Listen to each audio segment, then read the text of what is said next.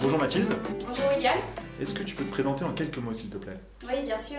Je suis donc Mathilde Bois-Dubuc, une ancienne de l'ESCE, promo 2005. Après mon cursus à l'ESCE et un master en management et différents stages dans le domaine du mécénat, j'ai donc été embauchée par l'entreprise Pierson Export pour y piloter un projet de création d'une fondation. Et depuis, je suis donc la directrice du fonds Seed Foundation, créé en 2009. Est-ce que tu peux nous parler un petit peu plus de Seed Foundation? Oui, bien sûr. Seed Foundation, c'est avant tout une belle histoire. À l'origine de ce projet, on trouve une entreprise, une petite PME parisienne d'une quinzaine de salariés qui s'appelle Pierson Export et qui, pour la petite histoire, est dirigée par un ancien de l'ESCE qui s'appelle Alain Barbier, promotion 78 il me semble, et qui a parmi ses salariés pas mal d'autres anciens de l'ESCE. C'est une entreprise qui est agent commercial et qui représente des entreprises de l'agroalimentaire européenne auprès d'importateurs-distributeurs en Afrique. Une entreprise qui est présente en Afrique depuis pas mal d'années et qui est donc confrontée aux problématiques et situations d'urgence humanitaire locale, qui a commencé à développer depuis un certain nombre d'années déjà des actions de solidarité, par exemple rénover des dispensaires, creuser des puits, acheminer des médicaments également, et qui a souhaité en 2008 aller plus loin et créer une véritable structure qui gère ses projets de solidarité et de mécénat avec professionnalisme et cohérence.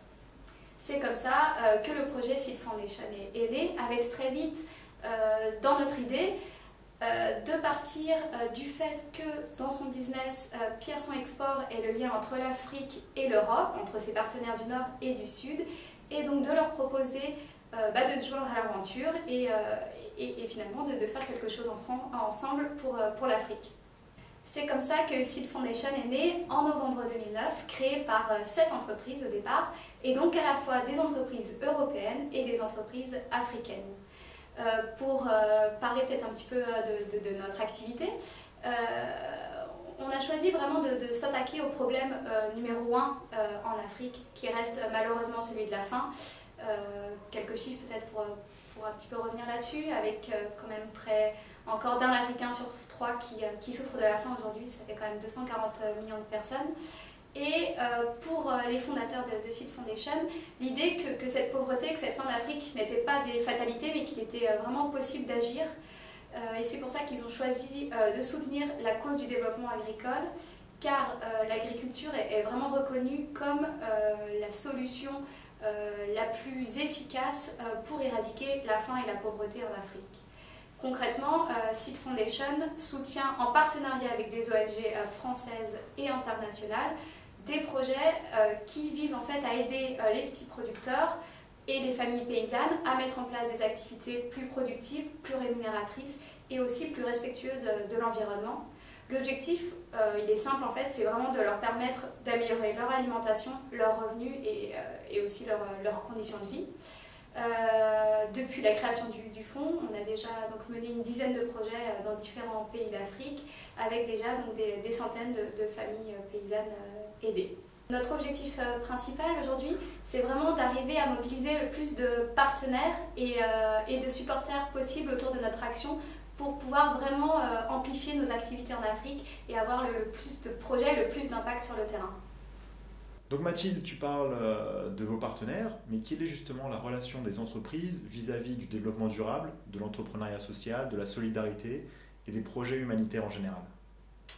Vaste question, je vais essayer d'y répondre de la manière la plus concise possible, peut-être en soulignant quelques grandes tendances.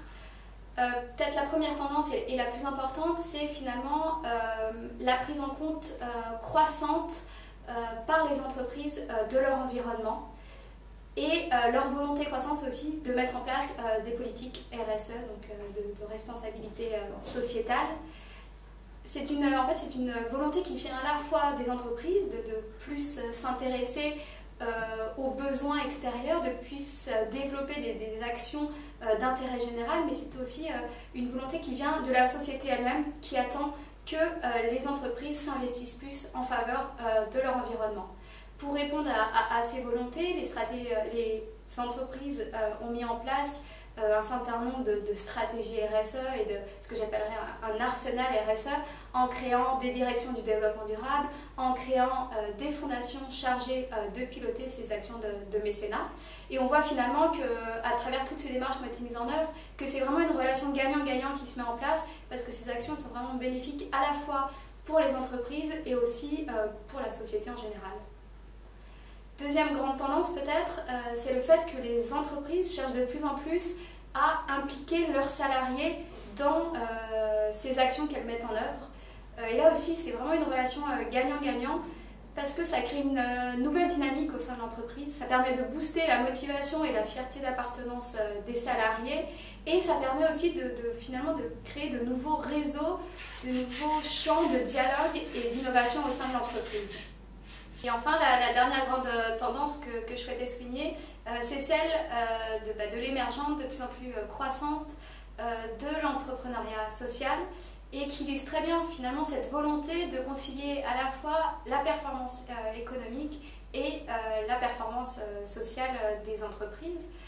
Puisque finalement les entrepreneurs sociaux placent vraiment la finalité sociale, sociétale, environnementale vraiment au cœur de leurs préoccupations et cherchent aussi à mettre en place ce qu'on appelle la valeur partagée en impliquant finalement toutes leurs parties prenantes vraiment au cœur et dans la gouvernance de l'entreprise. Est-ce que tu as un mot pour la fin peut-être ? Je voudrais d'abord m'adresser aux jeunes qui sont à l'ESCE en ce moment.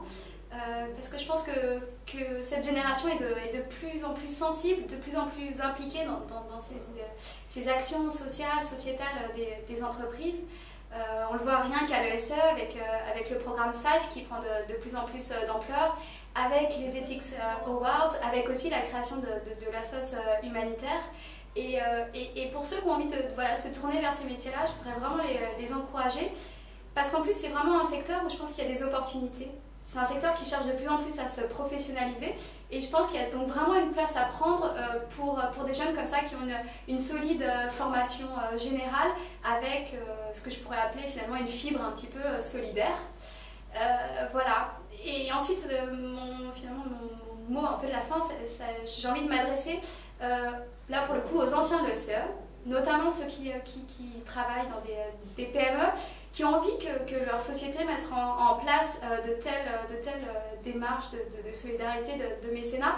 Et là aussi, j'ai envie de leur dire de vraiment pas hésiter.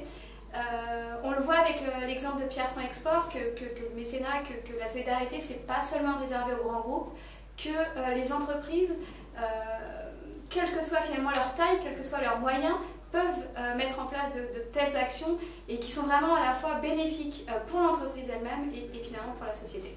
Merci beaucoup Mathilde. Merci.